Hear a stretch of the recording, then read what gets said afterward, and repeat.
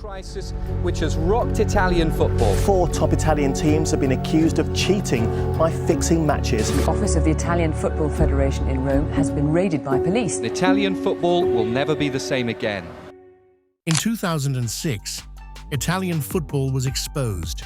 Phone calls were leaked, referees were named, and the most powerful club in the country was relegated to Serie B for the first time in its history. But here's what almost nobody talks about. 8 years later, an Italian court ruled the punishment had been wrong. The investigation itself was found to be compromised, and Juventus were quietly handed back their dignity. Nobody went to prison, nobody was banned for life, and Serie A never fully recovered. To understand what Calciopoli destroyed, you first need to understand what it was protecting. In the early 2000s, Serie A was the most watched football league on earth. Not the Premier League, not La Liga. Italy, Juventus had won 5 of the last 9 league titles. AC Milan had just won the Champions League. The league had Totti, Shevchenko, Nedved, Pirlo, Cannavaro, a generation of players that had no equal anywhere in Europe. And at the center of all of it sat one man, Luciano Moggi, Juventus general director, the most powerful figure in Italian football who didn't own a club. Moggi was not a coach. He was not a president. He was something harder to define and harder to stop. He understood that football is not just played on the pitch. It is negotiated before the whistle blows. By 2005, he had been at Juventus for over a decade. In that time, the club had won 7 Serie A titles. Whether that was management genius or something else, that was exactly what the investigation was about to ask. In early 2006, Italian prosecutors were investigating match fixing in a lower division. What they found was far larger than they expected. Phone call recordings, hundreds of them. The calls revealed a network. Club executives speaking directly with the officials who assigned match referees. Evidence that some of the top people in Italian football were putting pressure on referees. The investigation started after their general manager, Luciano Moggi, had his phone tapped and he was taped discussing refereeing appointments with Italian football officials.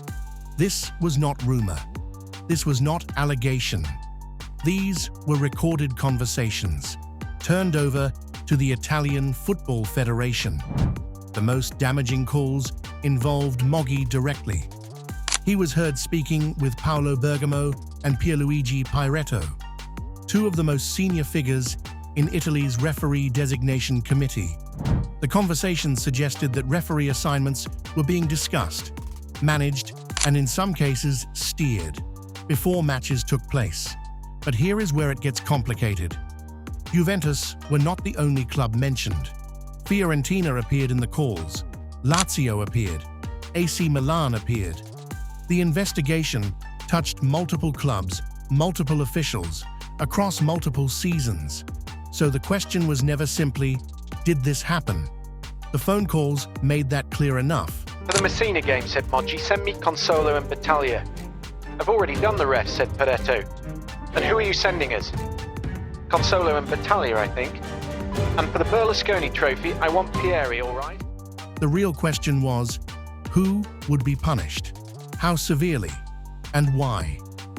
And that question is where the scandal inside the scandal begins. The verdict came in July 2006. The timing was extraordinary. Italy had just won the World Cup in Germany 4 days earlier. The country was still celebrating, the players were still in the streets. The punishment hit like a second earthquake.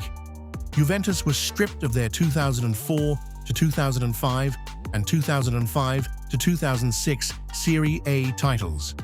They were relegated to Serie B with a points deduction. The most successful club in Italian football history would be playing in the second division. Fiorentina and Lazio were also relegated, then reprieved on appeal. AC Milan were docked points, but remained in Serie A. Notice what happened there.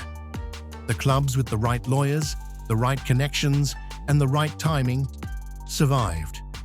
Juventus, despite being at the center of the calls, took the full force of the punishment.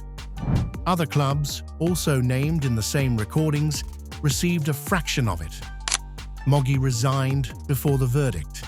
He was banned from football for 5 years, later reduced. No criminal convictions followed. The Italian courts eventually acquitted most of those involved, citing insufficient evidence of a criminal conspiracy. The sport had punished itself. The law walked away. In 2015, 9 years after the original verdict, Italian courts issued a ruling that almost no one covered. A Naples court found that Moggi had been the target of a deliberate criminal operation. That phone calls had been selectively recorded, selectively leaked, and selectively used to destroy Juventus specifically, while protecting other clubs from the same scrutiny. The ruling implicated figures connected to rival clubs. The suggestion was not that Juventus were innocent of wrongdoing. It was that the wrongdoing was shared, and that the punishment had been engineered to fall on one club more than others. Juventus were not officially restored. The titles were not returned. But the legal landscape had shifted completely. A scandal had been used to cover up a scandal, and Serie A, the league that was once the most watched in the world, never recovered its global status. The television deal collapsed. The foreign stars stopped coming. The stadiums aged without replacement. The league that had Shevchenko, Nedved, and Totti at the same time slowly became a league the world stopped watching.